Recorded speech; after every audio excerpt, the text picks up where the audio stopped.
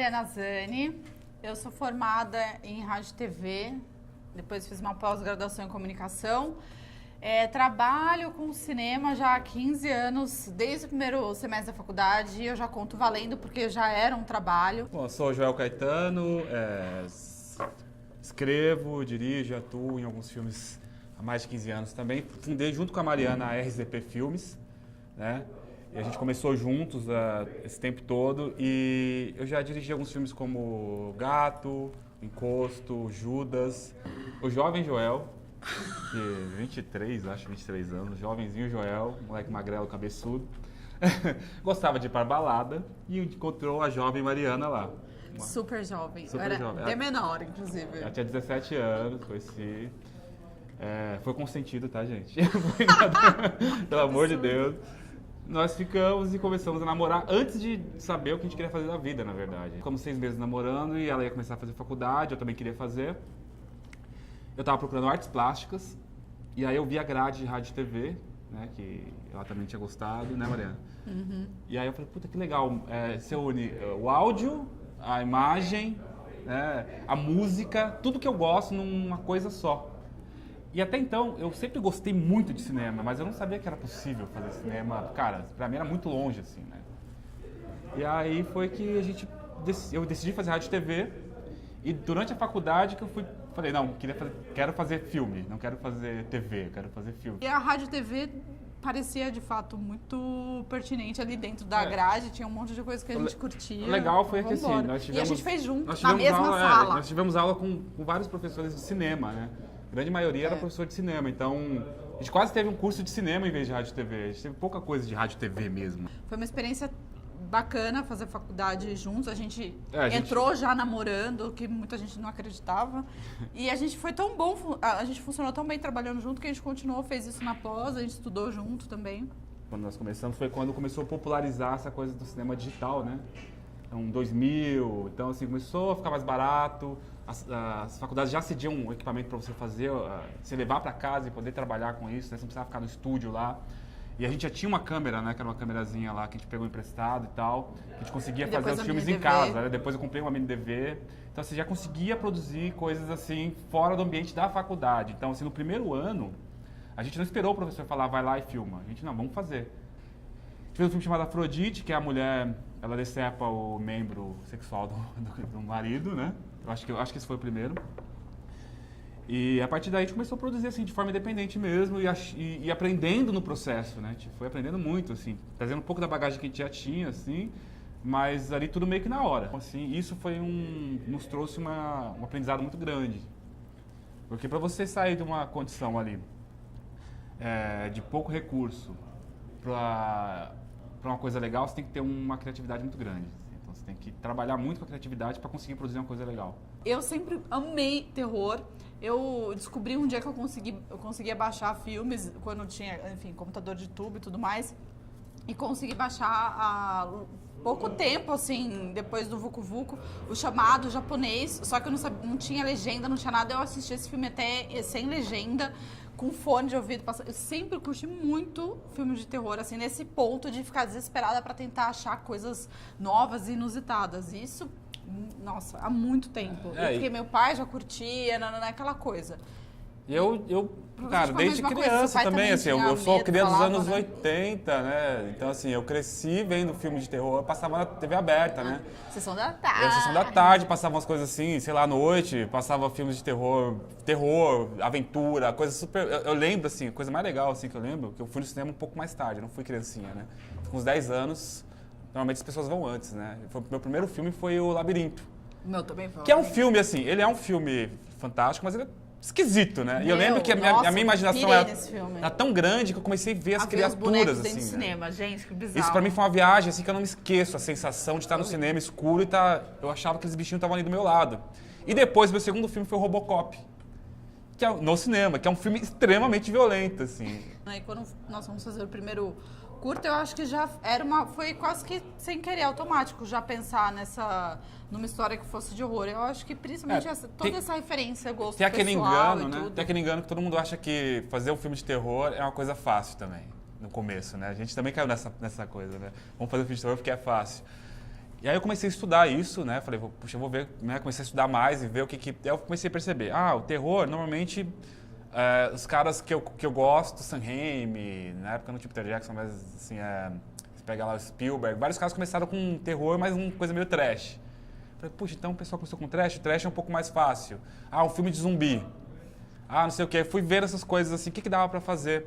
E por que isso flertava tanto com essa coisa independente, né? E o terror flerta mesmo, só que a gente achava que era mais fácil. Não é fácil fazer filme de terror. Que é fácil, engana achar que só porque é terror que você tem que fazer nas coxas, né? Então, assim, eu tenho muito essa veia cômica, assim, também. Essa coisa do humor, um humor um pouco mais... Não aquela coisa pastelão, mas eu gosto do humor.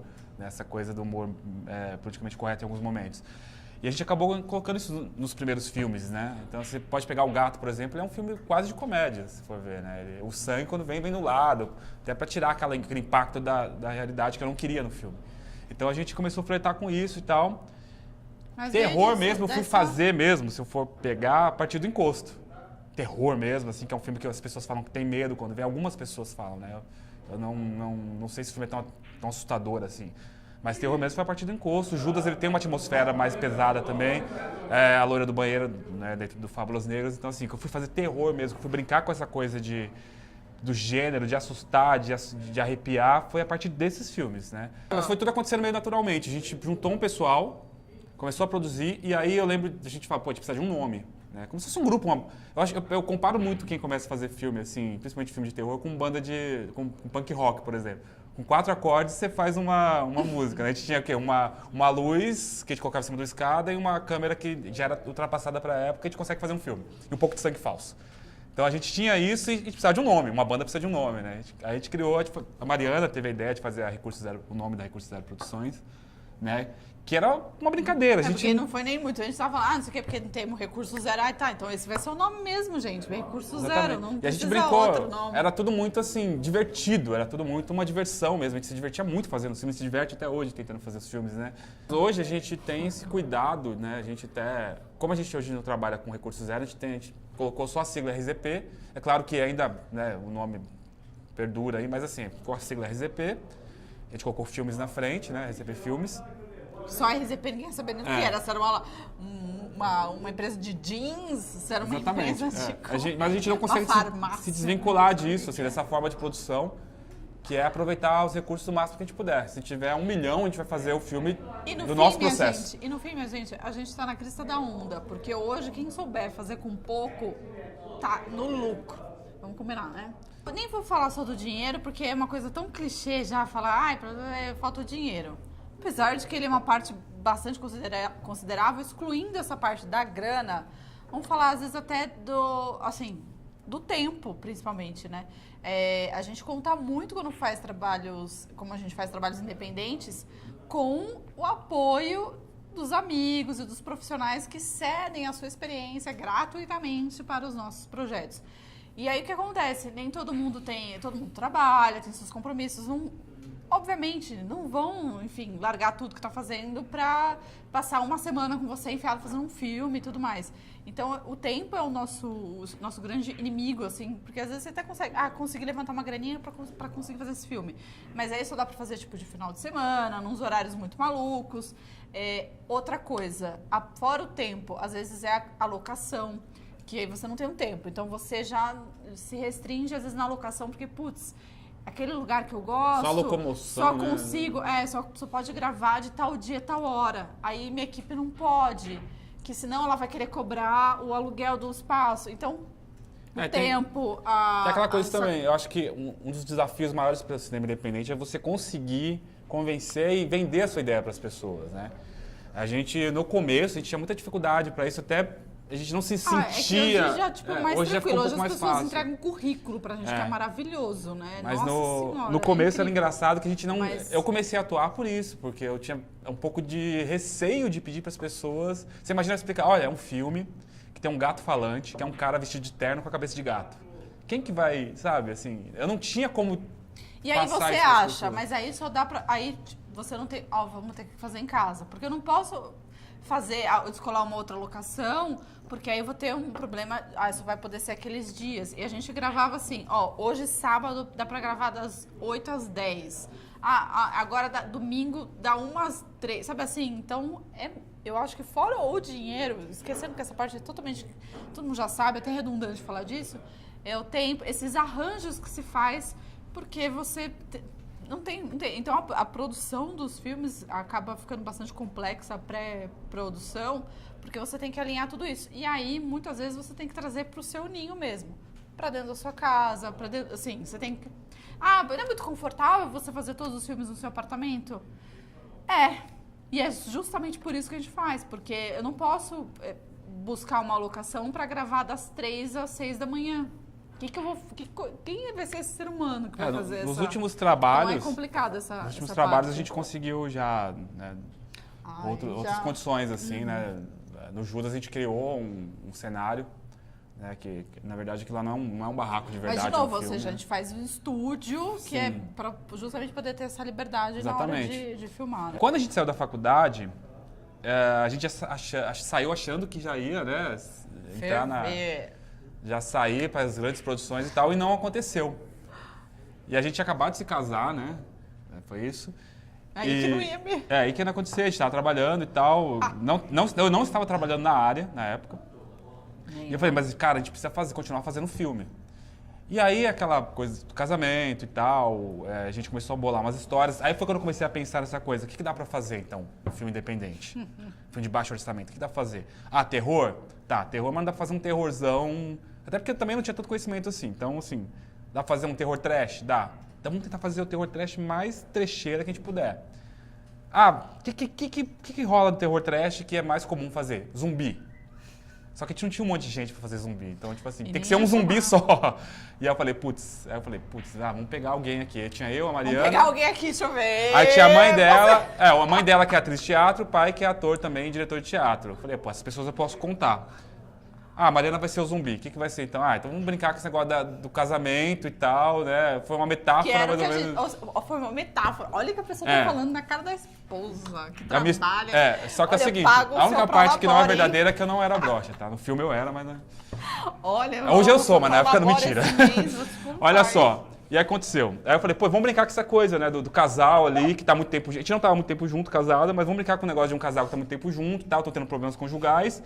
E a mulher virou um zumbi e ele tem que resolver isso. Então, assim, esse foi o primeiro filme que nós fizemos. O Me Expôs Zumbi foi muito importante porque foi o primeiro filme que passou em festivais. A gente não esperava que ele passasse, porque é um filme realmente muito precário. Ele ganhou o primeiro Cine Fantasy, júri popular. Uma história que, né, que era nem era de São Paulo. Nem era de São Paulo, Festival de Cinema Fantástico de Ilha Comprida, na época. Né, assim, então, nós participamos de todas as edições do Cine Fantasy. E foi muito legal que ele ganhou e falou, poxa, que legal. Então, assim, o filme pequenininho que nós fizemos quase por brincadeira, né, assim, para falar, a gente precisa produzir alguma coisa, acabou participando de um festival ganhando. A gente percebeu, puxa, essas produções podem, se forem feitas da maneira correta e agradarem o público, podem funcionar e baterem de frente com produções grandes. Pra gente foi surpreendente, porque a gente não esperava mesmo, assim, porque o filme realmente é um filme trash, assim, mas ficou divertido, as pessoas gostaram. Então, assim, foi o primeiro filme importante. Logo fizemos outros, Junho Sangrento, né, que é um filme, que é o nosso pior filme, que também funciona com a plateia. Também ganhou o festival como júri popular, por incrível que pareça. Mas depois eu não vou falar muito dele. Zumbi, eu acho que foi o Gato. Aí veio o Gato, que foi um filme que nós paramos e falamos, vamos fazer um filme com um pouco mais de produção, dentro do que a gente conhecia. Um pouco mais de produção é ótimo. A gente tentou investir um pouquinho mais nele e tal. Mas investimos mais, é verdade. E é um filme que tem um roteiro bacana e tal. E ele foi um filme que, assim, ele foi realmente uma quebra ali, porque ele começou a passar em festivais, ganhou o Cine Fantasy de novo, júri popular. É engraçado que só ganha júri popular.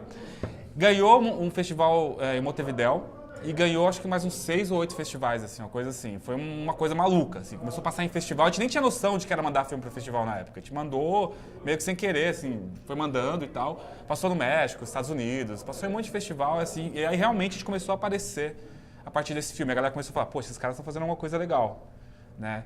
Mas foi, assim, foi o primeiro filme que teve isso. Por causa do Gato, fui chamado para fazer A Noite de Chupacabras, que é uma longa-metragem, como ator. Coisa que eu também não esperava, porque minha pretensão não é ser ator, assim, eu acabei estudando, fiz teatro e tal, mas para conseguir dirigir as pessoas e saber um pouco mais da área. Fui chamado para fazer do Chupacabras e trabalho até hoje com o Rodrigo. Eu acabei de fazer aí o Fábulas Negras, né? Então é uma parceria muito legal que surgiu a partir disso. E depois o outro importante é o Encosto. Com certeza. Né? Que é um curta pequenininho. Nossa, eu acho que é o menor de todos. É menor que tem 7 minutos. Zumbi. Tem 7 minutos. Não, mas curta menor baratíssimo. no sentido até da produção. Produção porque baratíssima. Na produção do Meu Esposo Zumbi tinha ainda minha mãe, meu pai tinha amigos, Sim, todo mundo tinha que alimentar todo mundo. Encosto foi, sei o Encosto é o você, seguinte, o que é? Todos os anos que eu tive de experiência, não só trabalhando com filme independente, mas também trabalhando na área institucional, trabalhei com vídeo institucional, com coisa de marketing e tal, acabou refletindo muito nesse trabalho, assim, né? Tecnicamente falando. Então foi um trabalho que eu tentei prezar pela parte técnica, dele ser pequeno e impactante. E é legal que ele não tem muitas falas, então é um filme que é universal. Esse filme passou em mais de 70 festivais, em 20 países, passou a semana em 4. E é um filme de 2013. A gente falou, essa semana foi engraçado. E ele já tá na internet, tá passando em festivais ainda. Então, assim, é um filme que realmente, assim... Muito louco. Eu acho que esse aí sim mostrou, assim, realmente o Joel consegue dirigir alguma coisa mais séria, um pouco mais assustadora mesmo. Então, assim, cada filme foi trazendo uma coisa diferente. Né? E a gente busca isso, né? Com certeza, o Judas. Que aí foi um filme que a gente investiu mais. Foi um investimento mesmo. Um investimento maior de produção em todos os aspectos. E aí foi quando a gente trabalhou, a gente não estava atuando no filme. A gente só dirigiu, que a gente sempre de alguma forma aparece um ou outro, né? Então assim, aí dessa vez a gente, era um elenco de fora, ainda um elenco sem experiência, que tinha que ser preparado e tudo mais. Então foi o nosso filme, assim, o Judas realmente foi um filme mega power. Então até o dia de hoje, acho que são esses os Sim. 3 filmes os mais importantes. Né? Mas com certeza daqui a alguns anos vão ser outros, né? Mas eu acho que sempre vai ter Minha Esposa Zumbi na história, por N motivos. Porque vira e mexe, ele sempre traz uma coisa boa pra gente. E tem gente que até hoje fala que é o nosso melhor filme. Claro que a gente não pode deixar de falar do Fábulas Negras. Foi a primeira vez que eu dirigi algo com um orçamento maior. Não é um filme da RZP, mas estávamos eu e a Mariana. Eu fui diretora, ela foi assistente de direção. Ela me ajudou com o roteiro também. Então, assim... Foi um filme que eu tinha uma produção maior e foi uma prova legal pra mim, porque eu trabalhei com uma equipe de mais de 40 pessoas, só na equipe, fora elenco. Né? Foi a primeira vez, é verdade. É um filme complexo, era um filme complexo, porque a gente tinha locações muito difíceis, tinha que ter uma decupagem muito certeira pra não ter erro, assim, e tinha pouco tempo pra fazer, porque, são 6 dias pra fazer um curta, tudo bem, mas é um filme que tinha maquiagens, assim, dificílimas, que demoravam horas pra fazer. Você tinha que maquiar 6, 7 meninas pra aparecer 1 segundo no filme.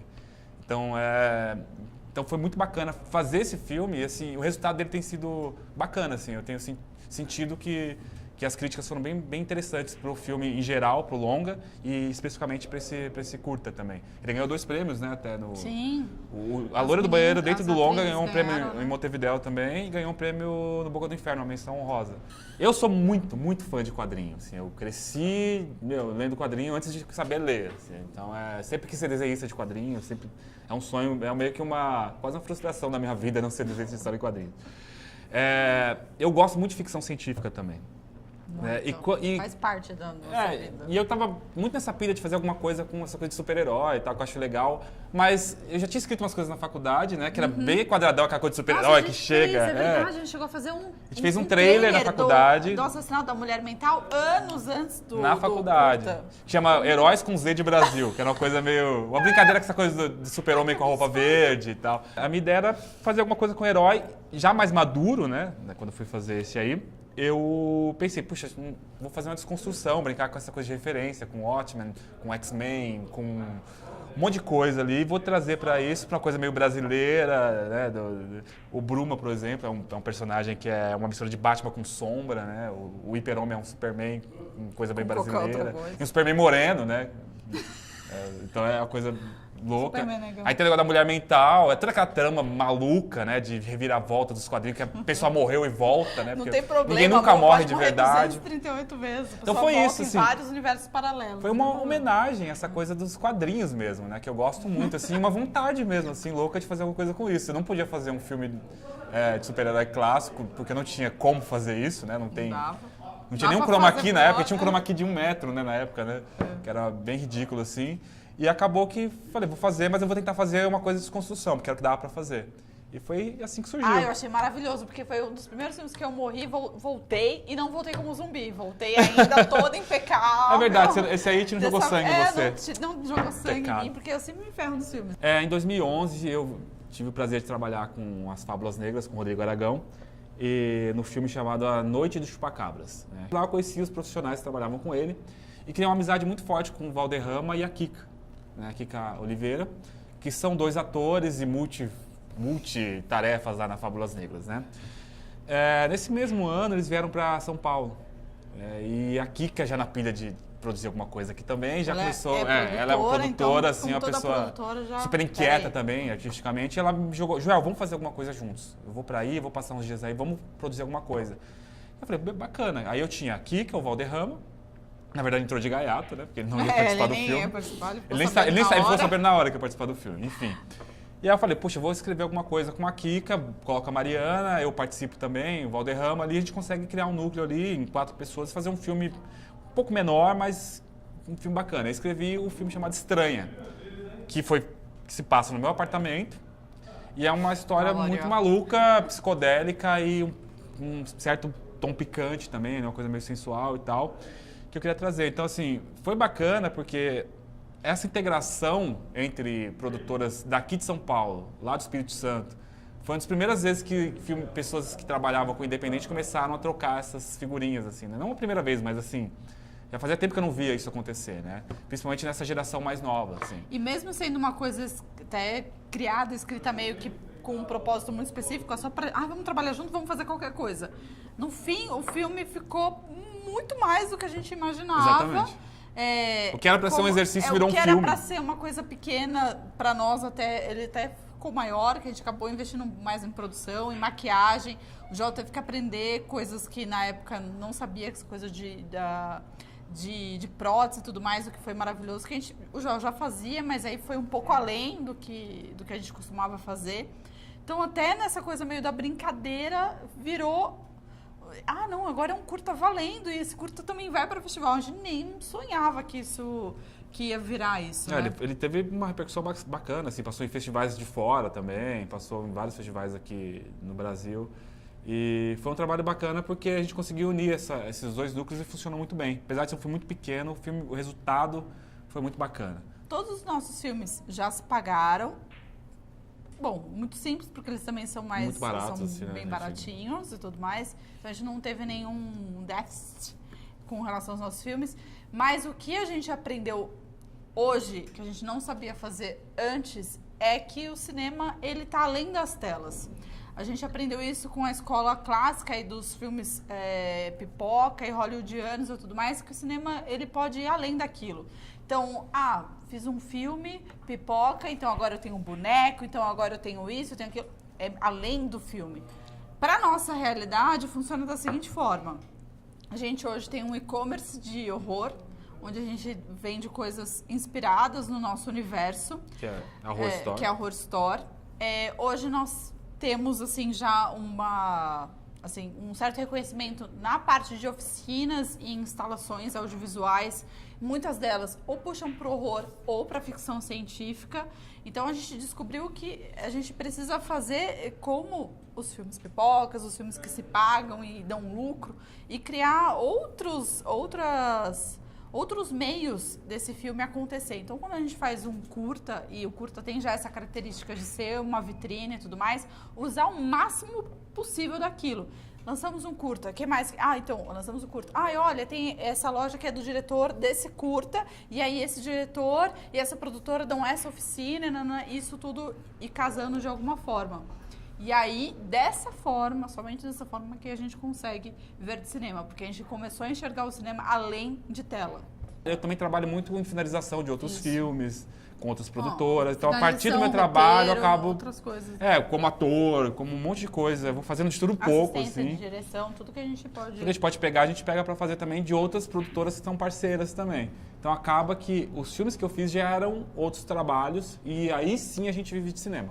A primeira coisa, assim, que é legal de falar do cinema de bordas, que ele surgiu para mim, né, através de uma indicação de um outro cineasta, que era o Peter Baestorff. Que eu acho que é um cineasta que o Lúcio, até, que está aqui com a gente, ele estudava na época. E o Peter foi a primeira pessoa que pediu para trocar um filme comigo.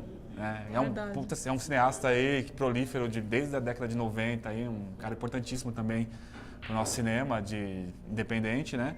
E ele trocou um filme comigo, e na época o filme foi Minha Esposa é um Zumbi, né? E a partir disso eu comecei a tomar conhecimento do cinema de bordo. E pra gente foi assim. A gente entrou em uma catarse louca. Pra gente foi muito louco. Como assim esse pessoal maluco? Quem é esse pessoal maluco que tá fazendo? Exatamente. E foi muito insano, bacana, assim, insano. porque nós fazíamos os filmes, eles passavam em festivais demais. ainda que eram de nicho, né? Ainda muito de nicho. Super. Algumas pessoas conheciam o trabalho, mas não era nada assim ainda tão relevante. Aí um bando de estudiosos, pessoas com pós-graduação, mestrado. Inteligenterrimas, assim.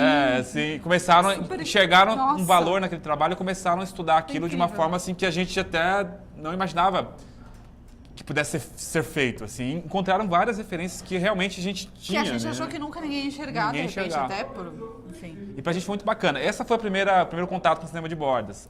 A partir daí se criou toda uma rede ali. Pra gente, assim, foi importante porque foi a partir do cinema de bordas que a gente começou a ser conhecido, até na grande mídia, a gente passou a ser entrevistado, demais, sei lá, quando tinha um festival de cinema de bordas, a gente passou a ser entrevistado, por todas as emissoras de TV, todas. De TV de São Paulo, lá em casa. E ter contato com esses estudiosos, né, com essas pessoas acadêmicas, foi muito bacana até. Foi uma troca muito boa, principalmente com a Bernadette Lira, que é uma pessoa que a gente considera a nossa madrinha, né? Gente, e ainda, ela, quando, né, eu acho que na época nem se falava muito disso, mas ela deu um empoderamento para nós mulheres maravilhoso. Exatamente. Porque ela ainda lançou o Musas do Cinema de Bordas, que assim,